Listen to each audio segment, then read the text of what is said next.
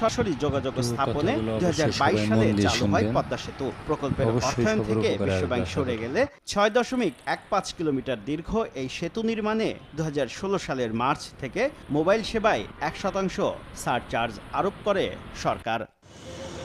সেতু চালু হলেও এখনও প্রতি 100 টাকায় 1 টাকা সারচার্জ দিচ্ছেন 18.5 কোটির বেশি মোবাইল সিম সংযোগধারী। এছাড়া সম্পূরক শুল্ক 20%, কার্যকরী ভ্যাট দিতে হয় 18%। প্রতিটি সিম কেনা বা রিপ্লেস করতে গুনতে হয় 300 টাকা। শুল্কের চাপে কমছে না ভয়েস কল কিংবা ইন্টারনেট খরচ।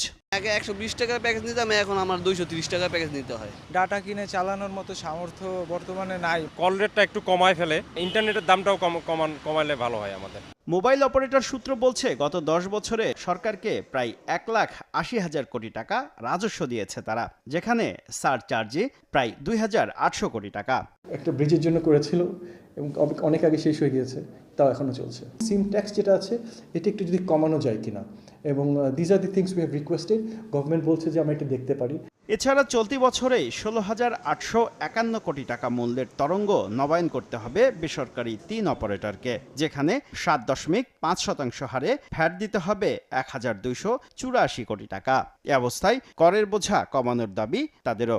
পৃথিবীতে কোথাও স্পেকট্রামের উপর ভ্যাট নেওয়া হয় না। আমাদেরকে যদি এই সেম হারে স্পেকট্রাম দিয়ে যেতে হয়, তাহলে কিন্তু ভবিষ্যতের ইনভেস্টমেন্ট অনেক কমে আসবে।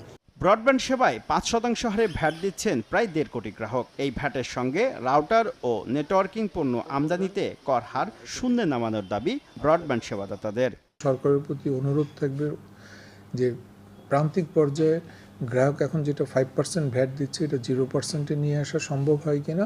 এদিকে টেলিকম খাতে করের বোঝা কমানোর আশ্বাস দিয়েছে সরকারও।